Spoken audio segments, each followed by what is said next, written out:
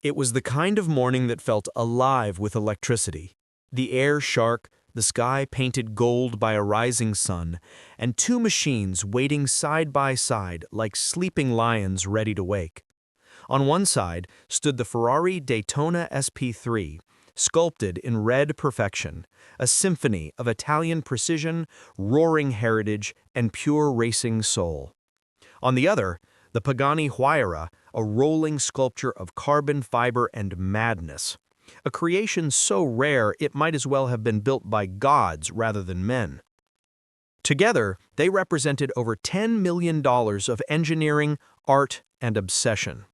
And today, they were about to face off in a battle that would shake the asphalt and echo through history. The world has seen countless drag races, but none like this.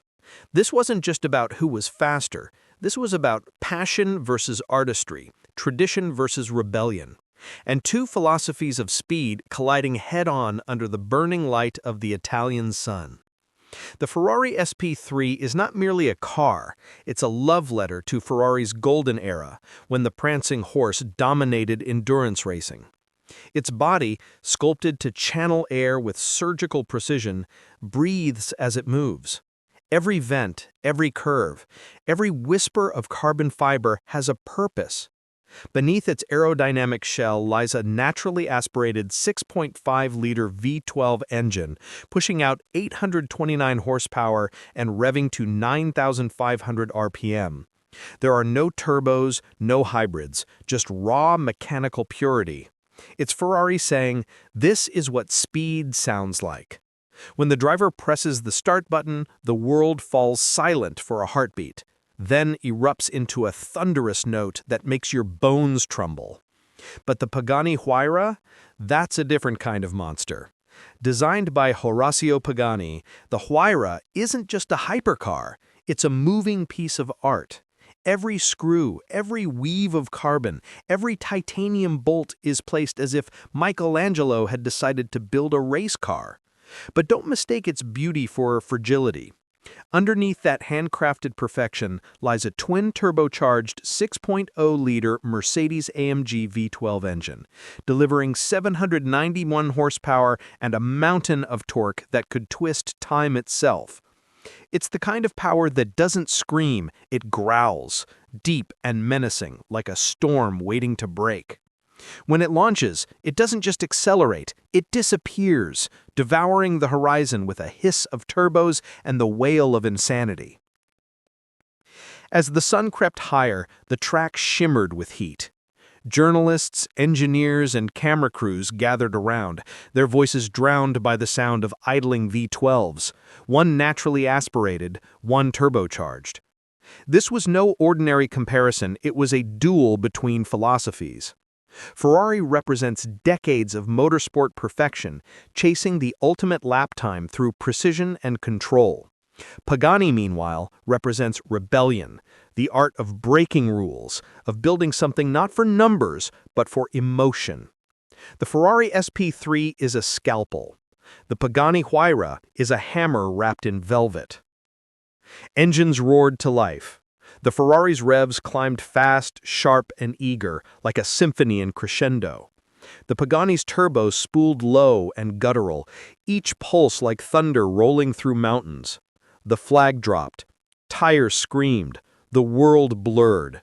The SP3 jumped off the line with surgical precision, its traction control mapping every millimeter of grip, its V12 screaming through the gears.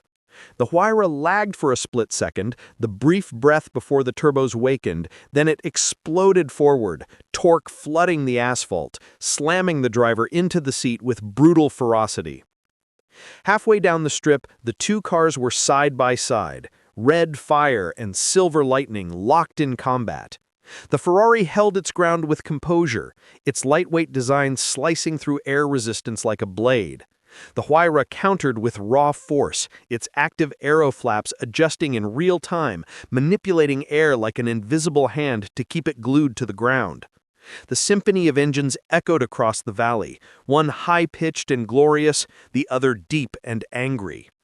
By the finish line, the Ferrari edged ahead by half a car length, its V12 screaming victory into the horizon. But the real triumph wasn't in the win, it was in the spectacle. As the cars rolled to a stop, their engines ticking and cooling, a quiet fell over the crowd. No one spoke for a moment, because what they'd witnessed wasn't a race, it was a conversation between two visions of perfection. Ferrari's victory was expected, but Pagani's defiance was unforgettable. Both machines had proven something fundamental, that in a world chasing electric silence, there's still room for emotion, sound, and soul.